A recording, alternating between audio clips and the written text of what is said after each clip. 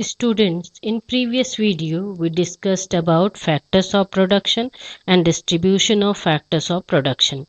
Now we will discuss about methods of allotting of resources, or we can say allocation of resources.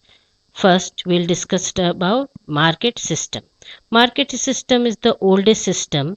It is almost 5000 years old. It started by the princely states, then feudal system, then in the 18th century, industrial revolution started. This revolution started by Europe, then it spread almost in the entire world. The industrialists are known by the name of capitalist class, and now society was clearly divided into two sections: first industrialist class and second labor class. Now money was concentrated into hands of industrial class, and labor class became poorer and poorer. Now society was derived by the capitalist system, and according to demand and supply of the market. This is the reason this capitalist system is also known by the name of market system.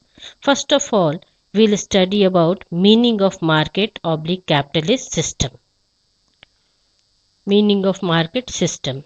It is a system in which production resources are owned and managed by private individuals. Second, economic decisions in this system about production and distribution are made with the help of market mechanism, means demand supply chain of the market. Third, profit is at the center of economic activity, means the main motive of this system is to get maximum profit.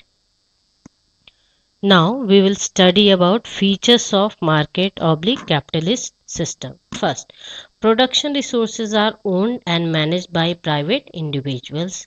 Second, economic decisions about production and distribution are made with the help of market mechanism.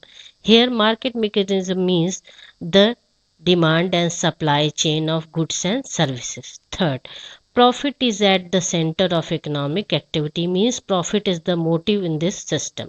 Fourth, distribution of resources is based on profit, means profit orientation.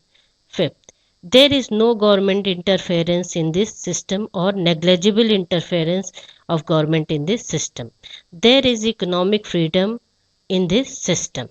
Seventh, there is intense competition in the market as there are many individual industrialists in the market.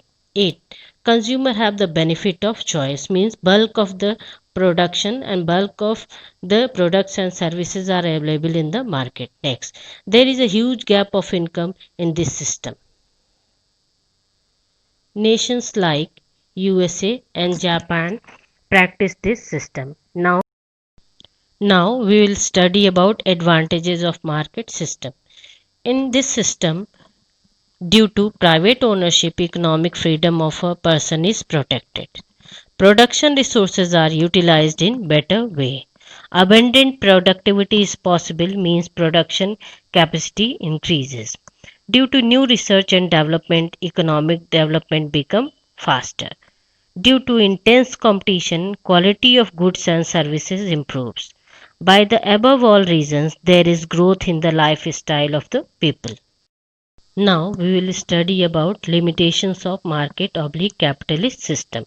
In this system, for the maximization of profit, need of poor and necessary commodities are neglected and focus is given towards luxury goods. Second, due to non-interference of government, natural resources of nation are wasted. Third, due to lack of information about market, sometimes consumers are exploited.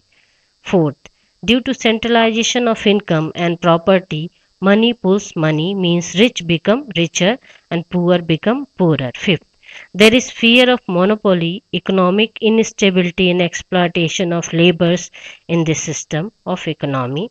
Thank you.